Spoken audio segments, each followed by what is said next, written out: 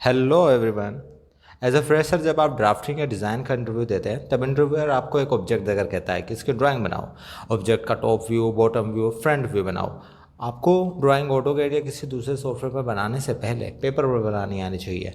आगे आने वाली कुछ वीडियो में I will try to teach you how to draw any drawing on paper.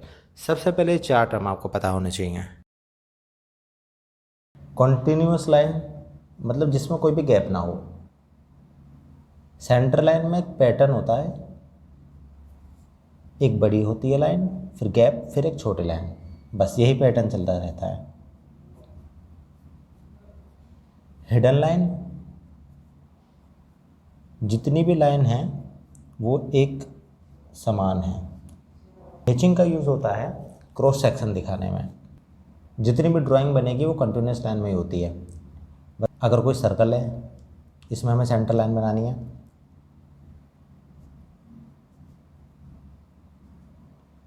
बस अगर कोई रेक्टेंगल या फिर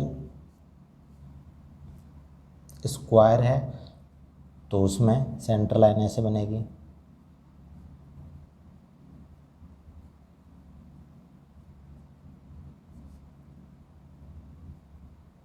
ये बस एक एग्जांपल है। उसके बाद हिडन लाइन, अगर हमें कुछ दिख रहा है किसी भी ऑब्जेक्ट में तो हम कंटिन्यूस लाइन बनाते हैं, लेकिन अगर हमें कुछ नहीं दिख रहा है तो हम बनाएंगे हिडन लाइन।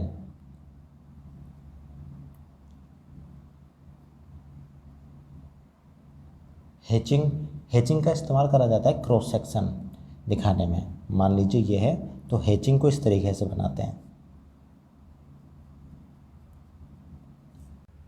मेरे पास ये 3 कैप हैं और सबसे इजी ड्राइंग है इस कैप की, तो इस वीडियो में मैं सबसे इजी वाले को कवर करूँगा। नेक्स्ट आने वाली वीडियो में उससे थोड़े से डिफ़िकल्ट को और फिर सबसे ज़्यादा डिफ़िकल्ट को।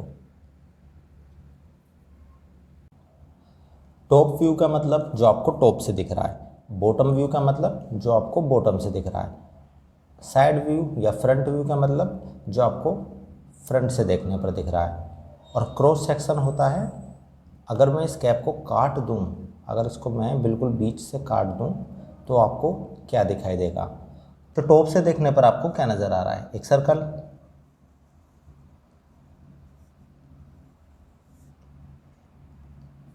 अब बॉटम से देखने पर आपको क्या नज़र आ रहा है? एक सर्कल ही नज़र आएगा।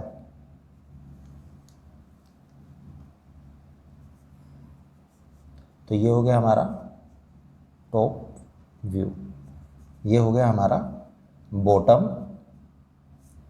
व्यू। तो क्या ये ओके हैं? नहीं, ये अभी ओके नहीं है। सबसे पहले इनमें सेंटर लाइन दीजिए। किसी भी ड्राइंग में सेंटर लाइन देना ज़रूरी होता है।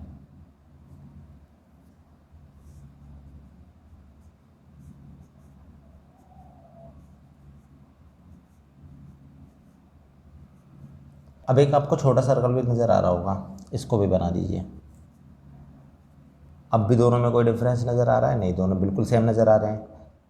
तो डिफरेंस क्या होगा कि अगर आप यहाँ से देखोगे तो आपको एक थिकनेस नज़र आ रही होगी। एक ये आउटर सर्कल हो गया, एक ये इनर सर्कल हो गया। इनर सर्कल आपको दिखाना ही पड़ेगा। तो इसको हम कैसे दिखाते हैं इनर सर्कल को? यही कॉन्टिन्यूस लाइन है।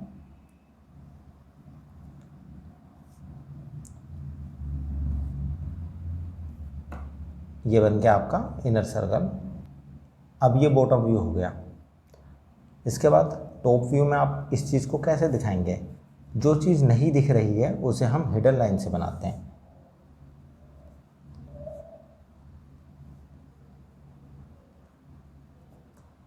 जो हमें यहाँ पे दिख रही थी वो कंटिन्यूस से बना दी, जो हमें नहीं दिखती उसे हम हिडन लाइन से बना देते हैं। अब ये टॉप व्यू और बॉटम व्यू बिल्कुल हमारे बन के रेडी हो गए। अब बनाते हैं हम सबसे इम्पोर्टेंट, जिसे कहते हैं क्रॉस सेक्शन, साइड व्यू या फ्रंट व्यू इस कैप में। जैसा ये दिख रहा है वैसा ही बना दीजिए। यहाँ पर आपको एक तो कर्व नज़र आ रहा होगा, फिर जो बीच में सेंटर में ये होल जैसा ये एक अंदर स्ट्रक्चर दिख रहा है, होल नहीं है, एक स्ट्रक्चर दिख रहा है, ये भी बना के दिखाना पड़ेगा। इस व्यू में आप देखोगे तो ये होल है, लेकिन जब तक आप इसको क्रॉस सेक्शन में ठीक से नहीं दिखाओगे तो वो होल ही नज़र आएगा। तो इसको इस तरीके से बनाया जाएगा,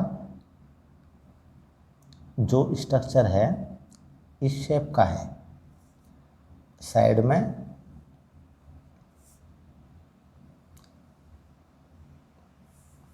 ठीक है।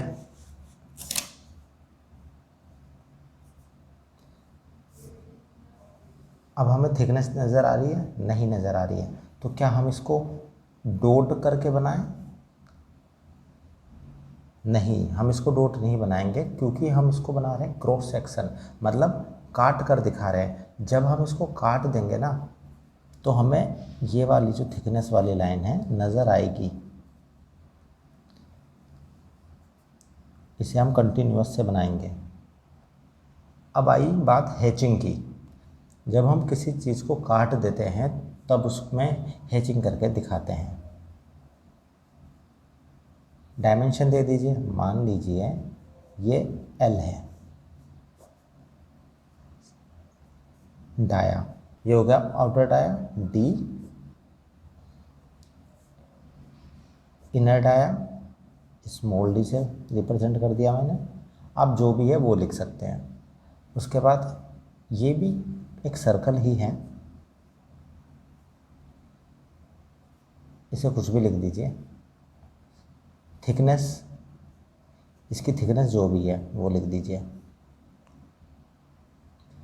चलो मैं लिख के भी दिखा देता हूँ। 25 mm मान लीजिए ये हो गया।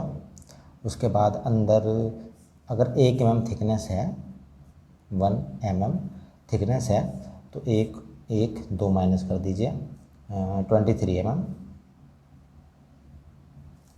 उसके बाद इसको ले लेते हैं हम 5 mm। अब ये जो गहराई है 0.5 mm, आप चाहो तो इसे यहाँ दिखा सकते हैं, आप चाहो तो इसे दूसरे तरीके से भी दिखा सकते हैं। और वो तरीका क्या है, जैसे मैंने ये एरो दिखाया था, आप बाहर से दिखा सकते हो ऐसे करके, फिर ये एरो यहाँ दिखा दो, क्योंकि ये ड्राइंग बनाओगे ना जब ऑटोकैड पर तो ये एरो भी दिखाई देते हैं, तब वहाँ साफ दिख जाता है। तो 0.5 mm यहाँ पे कर्व दिख, ये रेडियस बता दीजिए कितनी है, मान लीजिए 2 mm।